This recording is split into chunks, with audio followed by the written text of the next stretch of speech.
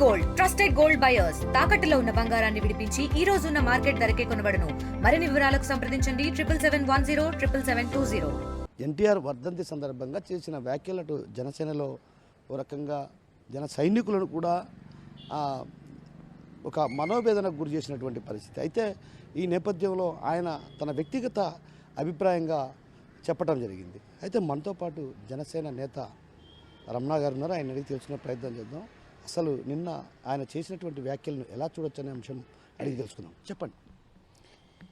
గత వైసీపీ ప్రభుత్వం పాలించిన తీరు, ఆయన దౌర్జన్యాలు, వాళ్ళ పరిపాలన సామాన్య ప్రజలకే కాకుండా మాజీ మంత్రివర్యులు అచ్చెన్నాయుడుతో అరెస్ట్ చేసిన తీరు, స్వయానా వైసీపీ ఎంపీ రఘురామకృష్ణరాజును అరెస్ట్ చేసిన తీరు చూస్తే మరి తెలుగుదేశం పార్టీ జాతీయ అధ్యక్షుడు చంద్రబాబు నాయుడు కూడా అసందర్భంగా కేసులో ఇరికించి అతన్ని అరెస్ట్ చేయడం కూడా తీరును చూసి చెల్లించిపోయి మరి ఆంధ్రప్రదేశ్ రాష్ట్ర ప్రజల కోసం ఓటు చీలకూడదు, మరి ఇటువంటి దౌర్జన్యకాండ, ఇటువంటి విధ్వంస పాలన చేసేటువంటి వ్యక్తులను గద్దె దించాలని నిర్ణయంతో ఆ రోజు ఎటువంటి భేషజాలకు ఎటువంటి అన్కండిషనల్గా కూటమికి ఆ రోజు ఆరాధ్యమైన వ్యక్తి పవన్ కళ్యాణ్ గారు. అదే తీరుతో మరి చంద్రబాబు నాయుడుతో, తెలుగుదేశం పార్టీతో, బీజేపీతో కూడా జతకట్టి కూటమిగా ఏర్పాటయ్యి ప్రభుత్వము ఈరోజు ఏర్పాటు చేసి మన ఆంధ్రప్రదేశ్ విడిపోయిన తర్వాత ఉమ్మడి ఆంధ్రప్రదేశ్ రాష్ట్రం విడిపోయిన తర్వాత ఆంధ్రప్రదేశ్ తీరు చాలా దౌర్భాగ్యమైన పరిస్థితి. నిధులు లేక, నియామకాలు లేక ఇబ్బంది పడుతున్న తరుణంలో ఆంధ్రప్రదేశ్ ప్రజల కోసం తీసుకున్న నిర్ణయం ఆ రోజు కూటమి ప్రభుత్వం. మరి ఇటువంటి కూటమి ప్రభుత్వం ఆంధ్రప్రదేశ్ ప్రజల కోసం, వాళ్ళ ఔన్నత్యం కోసం నిరంతరము పాటుపడుతున్న చంద్రబాబు నాయుడు గారు అయితేనేమి, మా జనసేన పార్టీ అధ్యక్షుడు పవన్ కళ్యాణ్ అయితేనేమి, సామాన్య ప్రజల కోసం నిరంతరం ఆలోచిస్తున్నటువంటి తరుణంలో ఇటువంటి అసమానతలు పారదోలేదానికి వాళ్ళు తీసుకున్న నిర్ణయాలు సాహసోపేతమైన నిర్ణయాలు. మరి ఈ తరుణంలో కడప పర్యటనలో భాగంగా చంద్రబాబు నాయుడు గారు మైదుకూరు పర్యటనలో భాగంగా కడప జిల్లా తెలుగుదేశం అధ్యక్షులు, మరి తెలుగుదేశం పార్టీ పొలిట్ బ్యూరో సభ్యులు శ్రీనివాసరెడ్డి గారు లోకేష్ గారిని డిప్యూటీ చేయాలా, మరి యువతకు ఒక మంచి నిర్మాణాత్మకమైన భూమిక పోషించాలంటే లోకేష్ గారు డిప్యూటీ సీఎంగా ఉండాలని ఆయన కోరిక వెలుబుచ్చడం, మరి అక్కడ ఆయన అటువంటి దాన్ని ఏ విధంగా కూడా స్పందించకపోవడం చంద్రబాబు నాయుడు గారు చూస్తే, ఇప్పుడు గౌరవ ముఖ్యమంత్రి చంద్రబాబు నాయుడు గారు అయితేనేమి, ఉప ముఖ్యమంత్రి పవన్ కళ్యాణ్ గారు అయితేనేమి, వాళ్ళ ఆలోచనలు కానీ వాళ్ళ నిర్ణయాలు కానీ ఆంధ్రప్రదేశ్ ప్రజల కోసం తప్ప ఇంకా వేరే ఆలోచన లేదని మనం అందరూ నమ్మాల్సిన పరిస్థితి ఈరోజు. పవన్ కళ్యాణ్ గారు అయితే ఇటువంటి క్లిష్టకాలంలో గద్దె దించాలని చెప్పి దించేసి ఈరోజు స్వాతంత్రం వచ్చిన తర్వాత 77 సంవత్సరాలు అయినప్పటికీ కూడా ఆంధ్రప్రదేశ్లో ఒక డోలి సిస్టమ్, ఒక కనీస సౌకర్యం లేని పరిస్థితి, రోడ్డు లేని పరిస్థితి, గ్రామాలను కూడా గుర్తించి అటువంటి గ్రామాలకు రోడ్లు వేసిన పరిస్థితి ఆయన ఆలోచనలకు అద్దం పట్టే పరిస్థితి. మరి ఈ ఆంధ్రప్రదేశ్ ప్రజలను సమూలంగా, సమానంగా, ఆర్థికంగా పాలించేదానికి ఏర్పాటు చేసుకున్న వ్యవస్థలో భాగంగా ఉద్యోగస్తుల మీద దాడి చేసిన తర్వాత కడపకు వచ్చి ఆ ఎంపీడీఓ గారిని పరామర్శించి, మరి కడప నుంచి గాలివీడికి 100 కిలోమీటర్ల పోను రాను 200 కిలోమీటర్లు అతనికి ప్రాణహాని ఉన్నప్పటికీ కూడా ప్రయాణం చేసి ఉద్యోగస్తులందరికీ కూడా ధైర్యం నింపిన వ్యక్తి పవన్ కళ్యాణ్ గారు. మరి వాళ్ళు వ్యవస్థల కోసం, వ్యవస్థల పటిష్టం కోసం నిరంతరము గౌరవ ముఖ్యమంత్రి చంద్రబాబు నాయుడు గారు, పవన్ కళ్యాణ్ గారు ఆలోచిస్తూ ఉంటే ఎక్కడ కూడా పదవుల కోసం ఆరాటపడే తీరు ఈ కూటమిలో, ఈ 3 పార్టీల్లో ఎక్కడ కనిపించలే. పదవుల కోసం ఎవరు కూడా పోటీ పడే మనస్తత్వం కలిగిన వ్యక్తులుగా లేరు. చంద్రబాబు నాయుడు ముందు పాలించిన తీరు వేరు. 2019 నుంచి 2024లో ఆంధ్రప్రదేశ్ ఎదుర్కొన్న పరిస్థితులకు అనుగుణంగా ఆయన మైండ్ సెట్ను కూడా మార్చుకొని ఆయన పాలనను కూడా వినూత్నంగా కొనసాగిస్తున్నాడని చెప్పి పదే పవన్ కళ్యాణ్ గారు చెప్పడం చూస్తే ఈ కూటమి ఇంకా 10 సంవత్సరాలు అనుభవజ్ఞ వ్యక్తుల దగ్గర పనిచేయాలా, అనుభవం నేర్చుకోవాలని చెప్పి పవన్ కళ్యాణ్ గారు ప్రతి సమస్యను కూడా దగ్గరగా చూస్తూ ప్రజలకి నిర్మాణాత్మకమైన సందేశాన్ని ఇస్తూ ధైర్యం నింపుతూ ముందుకు పోతున్న ఈ కూటమి ప్రభుత్వంలో ఇటువంటి ఒక అసందర్భ వ్యాఖ్య అంటే ఆయన మరి శ్రీనివాసరెడ్డి గారు పొలిట్ బ్యూరో సభ్యుడు, తెలుగుదేశం పార్టీ తీసుకునే ఏ నిర్ణయం కూడా ఆయన భాగస్వామ్యం ఉంటుంది. మరి ఆయన వ్యక్తిగతంగా అన్నాడో మరి పార్టీ నిర్ణయం మాకు తెలియదు, కానీ మరి ఈ కూటమి ఆంధ్రప్రదేశ్ ప్రజల కోసమే పనిచేస్తుంది, ఆంధ్రప్రదేశ్లో బాగు కోసమే పనిచేస్తుంది అని చెప్పి నిరంతరము గౌరవ ముఖ్యమంత్రి చంద్రబాబు నాయుడు పవన్ కళ్యాణ్ చెప్తా ఉన్న తీరు ఇదే నిదర్శనం. ఎప్పటికి కూడా పదవుల కోసం ఇంకొకటి కోసం ఆరాటపడిన తీరు వాళ్ళిద్దరిలో కనపడట్లే. మరి ఇది ఆయన వ్యక్తిగతంగానే అన్నాడని నేను అనుకుంటా ఉన్నా. ఈ కూటమిలో చిచ్చులు రేపేదానికి కానీ ఒక అసందర్భ పరిస్థితులను నెలకొల్పేదానికి కానీ ఎవరు ఎక్కడ కూడా ప్రవర్తించినా కూడా ఇవన్నీ ప్రజలు కానీ జనసేన నాయకులు కానీ తెలుగుదేశం నాయకులు కానీ నమ్మకూడదు. మనది ఒకటే లక్ష్యం, భారతదేశాన్ని ప్రపంచ చరిత్ర పటంలో ఉన్నతంగా తీర్చిదిద్దడానికే జనసేన తెలుగుదేశం బీజేపీ పార్టీలు పనిచేస్తాయి తప్ప ఇటువంటి పార్టీ పదవుల కోసం కానీ పార్టీ స్థితిగతుల కోసం కానీ ఎప్పుడు కూడా కొట్లాడుకునే పరిస్థితి రాదు అని చెప్పి తెలియజేస్తా ఉన్నాం.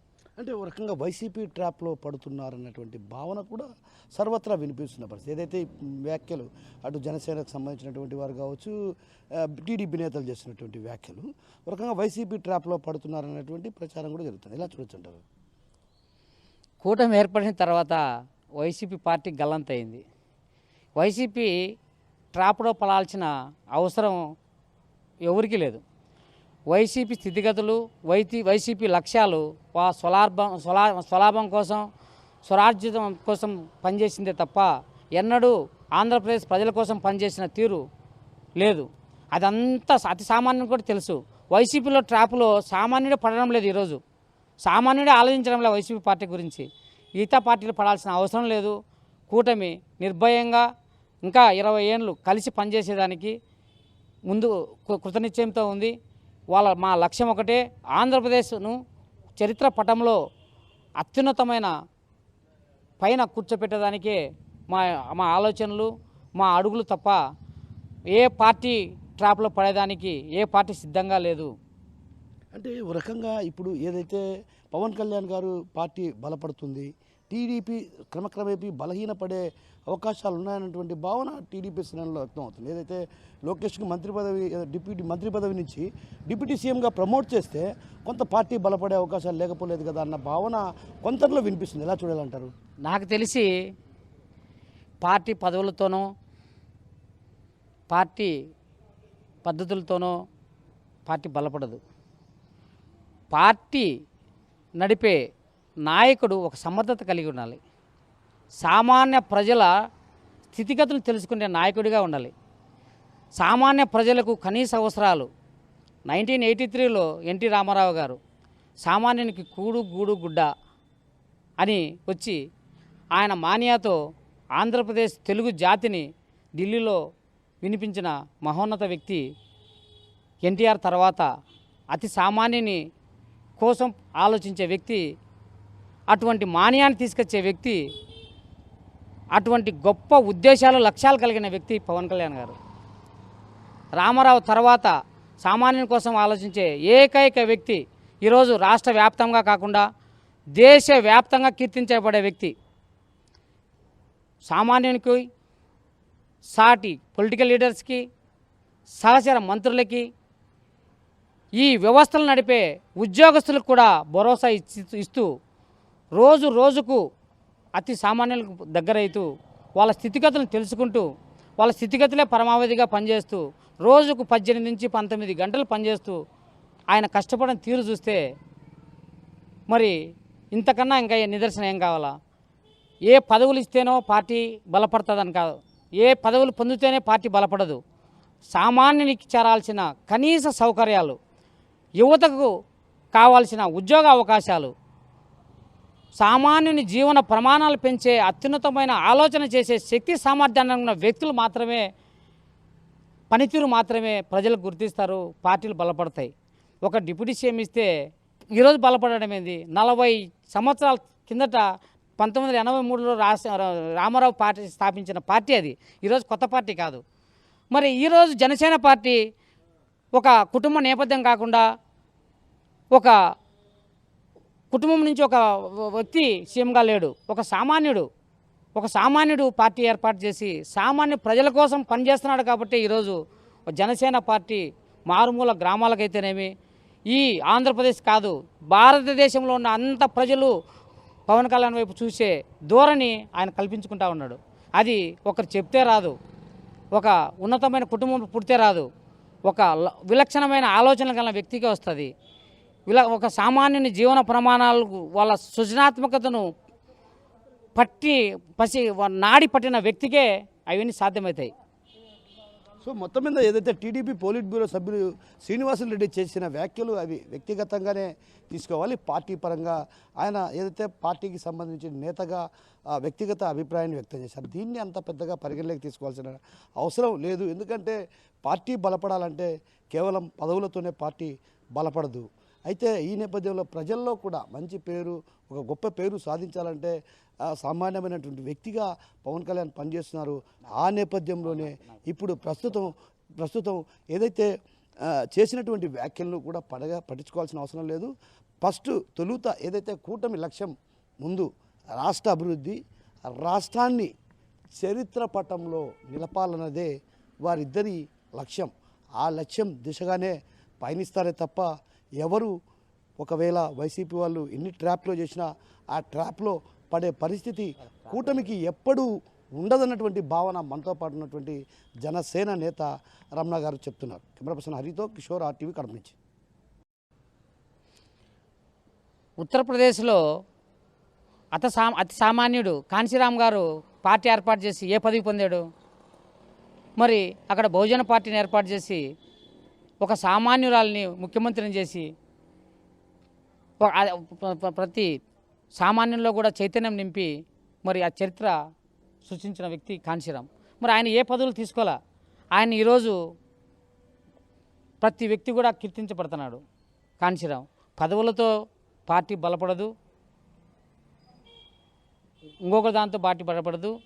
ప్రజల కోసం పనిచేసే వ్యక్తులకు వల్ల ప్రజల కోసం నిరంతరం కృషి చేస్తున్నటువంటి ఆలోచనలే ప్రజల ఆలోచనలుగా వెళ్తాయి తప్ప పదవులతో పార్టీ ఎన్నడూ బలపడదు. అటువంటి అపోహలు అందరూ కూడా మానేసి కూటమిలో ఉన్న నాయకులందరూ కూడా ఆంధ్రప్రదేశ్ ప్రజలు ఏ నమ్మకంతో అయితే మనకు ఓట్లేశారో, ఏ ఉద్దేశాలతో అయితే మనల్ని నిలబెట్టారో ఆ నమ్మకాన్ని, ఆ ఉద్దేశాలని ఒమ్ము చేయకుండా వాళ్ళ జీవన స్థితిగతులను మెరుగుపరచడానికి ప్రయత్నించాలే తప్ప పదవుల కోసం ఎన్నడూ కూడా ఈ కూటమిలో ఉన్నటువంటి ఏ నాయకులు కూడా పోటీ పడరని నేను విశ్వసిస్తూ ఇటువంటి అపోహలకు దారి తీయకూడదని చెప్పి ఈ కూటమి మున్ముందు ఈ ఆంధ్రప్రదేశ్ బాగోగుల కోసం మంచి ప్రయత్నం చేసి మంచి రాష్ట్రంగా తీర్చిదిద్దేదానికి వాళ్ళిద్దరినీ కూడా గౌరవ ముఖ్యమంత్రి చంద్రబాబు నాయుడు గారు, ఉప ముఖ్యమంత్రి పవన్ కళ్యాణ్ గారిని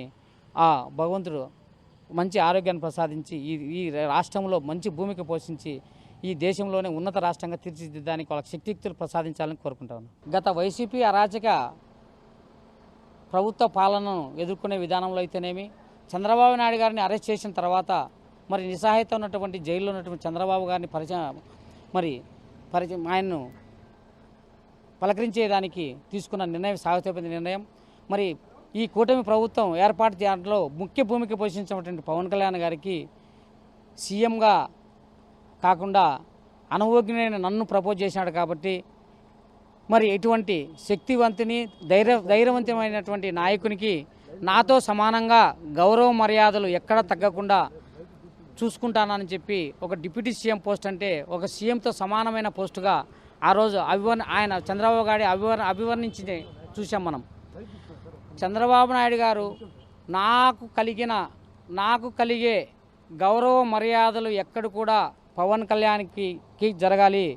నా ఫోటో ఎక్కడుంటే పవన్ కళ్యాణ్ గారికి అదే సైజులో అక్కడే నా పక్కనే ఫోటో పెట్టే విధంగా మరి అన్ని ప్రభుత్వ సంస్థలకు చంద్రబాబు నాయుడు గారు చెప్పడం చూస్తే అంటే రాష్ట్రానికి ఒకరే సీఎం ఉంటారు కాబట్టి సమానమైన హోదా కల్పించినటువంటి డిప్యూటీ సీఎం పోస్టును క్రియేషన్ చేయడం మరి ఆయనకు సమాంతరంగా హక్కులుగా ఆయనకు సమాంతరమైన గౌరవ మర్యాదలు కల్పించే విధంగా చంద్రబాబు నాయుడు గారు ఆ రోజు నిర్ణయం తీసుకున్నారు డిప్యూటీ సీఎం అంటే. డిప్యూటీ సీఎం అనేది ఆశామాషి ఈరోజు కాదు. గత ప్రభుత్వం 5 మంది డిప్యూటీ సీఎంలు ఇచ్చింది. పేరుకు మాత్రమే కులాలకు మతాలకు ఆ కులానికి 5 డిప్యూటీ సీఎంలు ఇచ్చి ఒక డమ్మీ పోస్టులు ఇచ్చి నడిపిన తీరు ఆ ప్రభుత్వం అయితే, ఈరోజు డిప్యూటీ సీఎం తీసుకునే నిర్ణయాలన్నీ కూడా సమాంతరంగా తీసుకునే నిర్ణయాలను ఏర్పాటు చేసి గౌరవ మర్యాదలన్నీ కూడా సమానంగా ఆయనకు కలిగే విధంగా ఏర్పాటు చేసిన ఆ రోజు ఆయన చంద్రబాబు నాయుడు గారి మాటల్లో మనం విన్నాం. మరి అటువంటి బలమైన శక్తివంతమైన సామాన్య ప్రజల స్థితిగతులు తెలిసిన వ్యక్తిగా గుర్తించినాడు కాబట్టే ఈ గౌరవ మర్యాదలు చంద్రబాబు నాయుడుకి ఇవ్వడం జరిగింది. దీన్ని అందరూ గమనించాలా. తెలుగుదేశం కాదు, జనసేన కాదు, ఆంధ్రప్రదేశ్ ప్రజలందరూ కూడా ఇది గుర్తించాలా.